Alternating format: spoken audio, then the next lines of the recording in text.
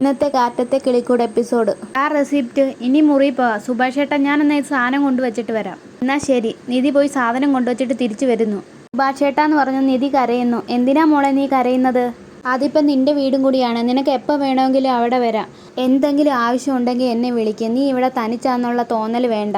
എന്തിനും കൂടെ ചേട്ടനും 2 അനിയന്മാരും ഉണ്ടെന്നുള്ള വിചാരം വേണം. നീ ഇവിടെ ഹോസ്റ്റലിൽ വന്ന് താമസിക്കുന്നതിന് ഞങ്ങൾക്ക് വിഷമമുണ്ട് എന്ന് കരുതി അവിടെ വന്ന് താമസിക്കണമെന്ന് ഞാൻ നിർബന്ധവും പിടിക്കത്തില്ല.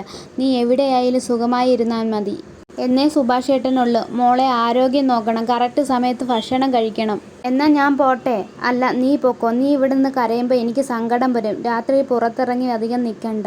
നീ അകത്തേക്ക് പൊക്കോ. നീ ഇത് കയ്യിൽ വെച്ചോ. വേണ്ട സുഭാഷ് ഏട്ടാ, വെച്ചോ. ഞാൻ തരുന്നതല്ലേ, വെച്ചോളൂ. സുഭാഷ് ഏട്ടാ എൻ്റെ കയ്യിലുണ്ട്, എന്നാലും വെച്ചോ. എന്തെങ്കിലും ആവശ്യം വന്നാൽ എന്നെ വിളിക്കാൻ മറക്കരുത്. വിളിക്കണം. ചിലവും ഭക്ഷണവും ഇവിടെ സൗകര്യമുണ്ട്, എന്നാലും കയ്യിലിരിക്കട്ടെ. മോള് പൊക്കോളൂ. സാരമില്ല. സുഭാഷ് ഏട്ടൻ പോയിട്ടേ ഞാൻ പോകുന്നുള്ളൂ. എന്നാ ഞാൻ പോട്ടെ? ഞാൻ പറയുന്നത് മോള് തെറ്റായിട്ട് എടുക്കല്. കഴിയുമെങ്കിൽ സുധീഷിനോടൊന്ന് ക്ഷമിക്കണം മോള്. അവൻ അത്ര വൃത്തികെട്ടവനൊന്നും അല്ല. അവൻ എന്താ തെറ്റ് ചെയ്തതെന്ന് എനിക്കും ഇതുവരെ അറിയില്ല. എങ്ങനെ സംസാരിക്കണമെന്നോ മറ്റുള്ളവരോട് എങ്ങനെ പറഞ്ഞ് മനസ്സിലാക്കണമെന്നോ അവൻ അറിഞ്ഞുകൂടാ. ചെറുപ്പം മുതലേ ആ വീട്ടിൽ അങ്ങനെയാ. ഒരു അമ്മയുണ്ടായിരുന്നെങ്കിൽ അവരങ്ങനെ കാണിക്കില്ലായിരുന്നു. ഞാൻ വളർത്തിയ കുട്ടികളല്ലേ. വീടിൻ്റെ സാഹചര്യത്തിൽ അവരങ്ങനെയായിപ്പോയി. അതുകൊണ്ട് അവൻ ചെയ്ത തെറ്റ് ന്യായീകരിക്കല്ല. അവൻ ചെയ്തത് വലിയ തെറ്റാണ്. എന്നാലും മനസ്സുകൊണ്ട് പൊറുക്കാൻ പറ്റുമെങ്കിൽ അത് വേണം. മോൾ അകത്തേക്ക് പോ. ഇല്ല, സുഭാഷ് ഏട്ടൻ പോയിട്ടേ പോകുന്നുള്ളൂ. എന്നാ ശരി മോളെ. എന്നെ കാണിക്കുന്നത് വീടാണ്. സുഭാഷ് ഏട്ടൻ വീട്ടിലേക്ക് വരുന്നത്. സുഭാഷ് ഏട്ടാ എന്തായി? നിധി എന്തേ? സുഭാഷ് ഏട്ടാ എന്തായി? ഒന്ന് പറഞ്ഞിട്ടെങ്കിലും പോ സുഭാഷ് ഏട്ടാ. നിധി, അവളെ ഞാൻ അവിടെ വിട്ടിട്ട് പോന്നു. ഞാൻ വിചാരിച്ച അവൾ തിരിച്ചു വരുമെന്നാണ് കരുതിയത്. അവളെന്താ കണ്ണ് പൊത്തി കളിക്കുകയെന്നാണ് വിചാരിച്ചത്? ഇറങ്ങിപ്പോയിട്ട് കുറച്ചു നേരം കഴിഞ്ഞ് തിരിച്ചു വരാൻ അവൾ തീരുമാനിച്ചുറപ്പിച്ചാണ് ഇവിടുന്ന് ഇറങ്ങിപ്പോയത്. സുഭാഷ് ഏട്ടന് പറഞ്ഞു നോക്കാമായിരുന്നു. ഞാൻ എന്ത് പറഞ്ഞു നോക്കണമായിരുന്നു?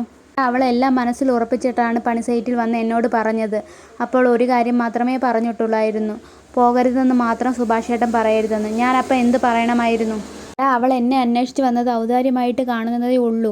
അവൾക്ക് വേണമെങ്കിൽ ഓഫീസ് വിട്ടപ്പോഴേ അതുവഴി പോകാമായിരുന്നു. പിന്നെ ഒരാളെ വിട്ട് സാധനം എടുപ്പിച്ചാൽ മതിയായിരുന്നു. എന്നിട്ട് അവൾ എന്നോട് വന്ന് പറയാനുള്ള മര്യാദ കാണിച്ചു. എടാ, അവൾ ഈ വീട്ടിൽ നിൽക്കുന്നത് നമ്മുടെ ആവശ്യമായിരുന്നു, അല്ലാതെ അവളുടെ ആവശ്യമല്ലായിരുന്നു. ഇപ്പോൾ നിധി ഈ വീട്ടിലേക്ക് വരില്ലെന്നാണ് സുഭാഷ് ഏട്ടൻ പറയുന്നത്. എടാ, അവളെ ശരിക്കും എന്നെ ഏട്ടനായിട്ടും ഞാൻ അവളെ അനിയത്തിക്കുട്ടിയായിട്ടുമാണ് കണ്ടിട്ടുള്ളൂ. ഞങ്ങളെ കൂടപ്പിറപ്പായിട്ടാണ് അവൾ കാണുന്നത്. നിന്നെ അങ്ങനെ കാണണമെന്നല്ല. സതീഷ്, നീ അവൾക്ക് അതിനുള്ള സമയം കൊടുത്തിട്ടില്ല. നീ അവൾ ഒരിക്കലും ഒന്നിക്കില്ലെന്ന് ഞങ്ങൾ മനസ്സിൽ പോലും കരുതിയിട്ടില്ല. നിനക്ക് മാത്രം മനസ്സിലാകുന്നില്ല. എടാ, 5 ആണുങ്ങൾ ഇവിടെ ഉണ്ടായിരുന്നിട്ടും അവൾ ഇവിടെ താമസിച്ചില്ലേ? അത് നമ്മളോടുള്ള വിശ്വാസം കൊണ്ടാണ്. എടാ, നാട്ടുകാർ മുഴുവൻ പറഞ്ഞിട്ടും ഒരു തെരുവ് വെട്ടി പോലും ഇവിടെ കയറി വരാതിരുന്നപ്പോഴും ആ കുട്ടി നമ്മളെ വിശ്വസിച്ചു. കഴിഞ്ഞു. നിധി വന്നു കഴിഞ്ഞ് നമ്മളുടെ മുഖത്ത് നോക്കാൻ ആളുകൾക്ക് വരെ ഒരു മാറ്റമുണ്ടായി. ആ വിശ്വാസമാണ് നീ ഒറ്റ ദിവസം കൊണ്ട് കളഞ്ഞത്. സുഭാഷ് ഏട്ടൻ എന്താ പറയുന്നത്? ഞാൻ എന്താ പറയുന്നതെന്ന് നിനക്ക് അറിഞ്ഞൂടെയോ? സുഭാഷ് ഏട്ടൻ, എനിക്ക് അവളെ അത്രയ്ക്ക് ഇഷ്ടമാണ്. ഉള്ളിലുള്ളത് പറയാൻ കഴിഞ്ഞില്ല, അടക്കി പിടിക്കാനും കഴിഞ്ഞില്ല. നിനക്ക് അവളോട് ഇഷ്ടവും സ്നേഹവും ഒക്കെ ആയിരിക്കും. അത് അവളോട് പറഞ്ഞ് ബോധ്യപ്പെടുത്തണം. അതവൾക്ക് എന്ന് തോന്നുന്നോ അത്രയും കാലം കാത്തിരിക്കാൻ നീ തയ്യാറാണെന്ന് അവളെ ബോധ്യപ്പെടുത്തണം. അവൾക്കത് എന്ന് തോന്നുന്നോ അവളുടെ വിശ്വാസം കെടുത്തുന്നത്. ഇവിടെ സംഭവിക്കാൻ പാടില്ലാത്തത് സംഭവിച്ചത്. അവളുടെ കിടപ്പറയിൽ അതിക്രമിച്ച് കയറി കഴിഞ്ഞാൽ നിനക്ക് സ്നേഹം കിട്ടുമെന്ന് ഏത് മണ്ടനാണ് നിനക്ക് ഓതി തന്നത്? സ്നേഹിക്കുന്ന ആളുകൾക്കിടയിൽ ഇഷ്ടവും സ്നേഹവും കരുതലുമാണ് വേണ്ടത്. തന്നെ കേൾക്കാനും ആശ്വസിപ്പിക്കാനും ഒരാളുണ്ടെന്നുള്ളതാണ് ഒരാണിൻ്റെയും പെണ്ണിൻ്റെയും അടിത്തറ. അതിനിടയിൽ പൂ വിരിയുന്നത് പോലെ സംഭവിക്കേണ്ടതാണ് ലൈംഗികത. സുഭാഷ് ഏട്ടാ, സ്നേഹവും കരുതലും ഒക്കെ ഉണ്ടാകുമ്പോഴാണ് മനുഷ്യനാവുന്ന ഒരർത്ഥമുണ്ടാകുന്നത്. ശരീരത്തിനോടുള്ള ആസക്തിയാണെങ്കിൽ മുന്നിൽ നിൽക്കുന്നത് അവൻ മനുഷ്യനാണെന്ന് പോലും അർഹനല്ല. മനസ്സുകൊണ്ട് പോലും അവൻ മൃഗമാണ്. സുഭാഷ് ഏട്ടാ. പിന്നെ കാണിക്കുന്നത് നിധിയും ആലോചിച്ചുകൊണ്ടിരിക്കുന്നതാണ്. സുഭാഷ് ഏട്ടനും നികേഷും കൂടെ ഉറങ്ങാൻ കിടക്കുന്നു. നീ ഉറങ്ങിയില്ലേടാ നികേഷ്? ഇല്ല. ഏട്ടത്തി ഇനി വരില്ലായിരിക്കും അല്ലേ? എല്ലാത്തിനും കാരണം സുധീഷ് ഏട്ടനാണ്. അവളെ വിവാഹം കഴിച്ചുകൊണ്ട് വന്നത് സുധീഷാണ്. അവർ തമ്മിലുള്ള പ്രശ്നത്തിൽ നീ ഇടപെടാൻ പോകണ്ട. സുധീഷ് ഏട്ടനെ ഏട്ടത്തിക്ക് ഇഷ്ടമല്ലെന്ന് തോന്നുന്നു. അത് അവരുടെ കാര്യമാണ്. അതിനകത്ത് ഇടയ്ക്ക് കയറി നമ്മൾ സംസാരിക്കാൻ നിൽക്കണ്ട. അങ്ങനെ ചെയ്തതുകൊണ്ട് അവനിപ്പോൾ ഒരുപാട് വിഷമിക്കുന്നുണ്ട് എന്ന് കരുതി നിധിയുടെ തീരുമാനം മാറ്റാൻ പറയാൻ പറ്റുമോ നമുക്ക്? അവരെന്ത് വേണമെങ്കിലും നിശ്ചയിക്കട്ടെ. നീ ചെറിയ കുട്ടിയാണ്.